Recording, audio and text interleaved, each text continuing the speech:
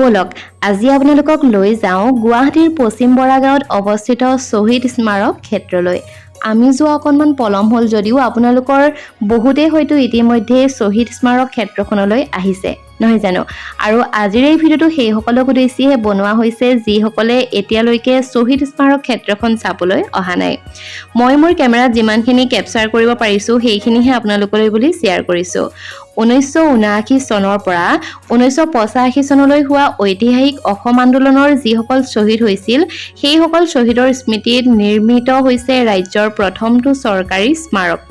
আৰু 10 ডিচেম্বৰ 2025 তাৰিখে শ্বহীদ দিৱসৰ দিনাই মুখ্যমন্ত্ৰী ডক্টৰ হিমন্ত বিশ্ব শৰ্মাই এই স্মাৰকটি আনুষ্ঠানিকভাৱে মুকলি কৰে। প্ৰথমতে সোমাই আহিয়ে আপোনালোকে দেখিব এগছি বন্তি, অৰ্থাৎ আমাৰ শ্বহীদসকলক শ্ৰদ্ধাঞ্জলি জনাই জ্বলাই থোৱা হৈছে এগছি বন্তি। আৰু প্ৰত্যেকখন ক্ষেত্ৰ সুন্দৰকৈ তথা নিকাকৈ থোৱাটো দৰ্শক হিচাপে আমাৰ সকলোৰে দায়িত্ব। গতিকে ইয়াতে জোতা চেণ্ডেল খুলি আপোনালোকে স্মাৰকৰ ভিতৰচোৱা চাবলৈ বুলি এনেকৈ সোমাই যাব লাগিব। আৰু স্মাৰকৰ ভিতৰলৈ সোমাই গৈ আপোনালোকে দেখিব আমাৰ অসমৰ যি মানচিত্ৰ সেই মানচিত্ৰ আৰু ওপৰত লিখা আছে জয় আই অসম।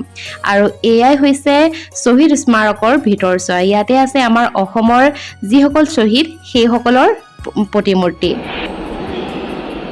আৰু এয়া হৈছে শ্বহীদ স্মাৰকৰ ভিতৰচোৱা। আৰু ইয়াতে আমাৰ অসমৰ যিমানবোৰ শ্বহীদ আছে তেওঁলোকৰ প্ৰতি শ্ৰদ্ধাঞ্জলি জনাই এনেকৈ মূৰ্তি আকাৰত বনাই থোৱা আছে।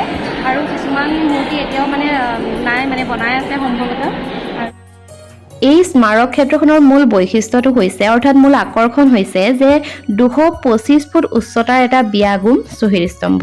আৰু এই সমগ্ৰ প্ৰকল্পটো প্ৰায় 116 পৰা 150 বিঘা ভূমি জুৰি বিস্তৃত। ইয়াৰ নিৰ্মাণত প্ৰায় ব্যয় হৈছে 170 কোটি টকা। অসম আন্দোলনৰ প্ৰাণ আহুতি দিয়া 860 গৰাকী শ্বহীদৰ স্মৃতিত ইয়াৰ চৌহদত 860 গৰাকী শ্বহীদৰ আবক্ষ মূৰ্তি অৰ্থাৎ প্ৰতিমূৰ্তি স্থাপন কৰা হৈছে। স্মাৰক ক্ষেত্ৰখনৰ এটা 500 আসনযুক্ত প্ৰেক্ষাগৃহ আছে, ধ্যান কেন্দ্ৰ তথা ডিজিটেল পুথিভঁৰাল, ফটোগ্ৰাফী গেলাৰী, চাইকেল ট্ৰেক আৰু শিশু উদ্যানৰো সুবিধা আছে। দৰ্শনাৰ্থীৰ বাবে ইয়াত লাইট এণ্ড ছাউণ্ড শ্ব' আৰু লেজাৰ শ্ব'ৰ ব্যৱস্থা কৰা হৈছে।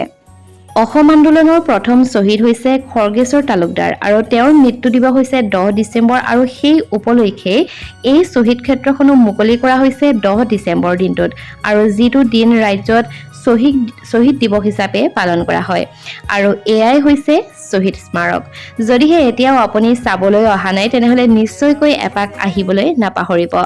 আৰু মই ক'লোৱেই যে মই যিমানখিনি কেপচাৰ কৰিব পাৰিছোঁ সেয়াহে কেৱল আপোনালোকলৈ বুলি শ্বেয়াৰ কৰিছোঁ।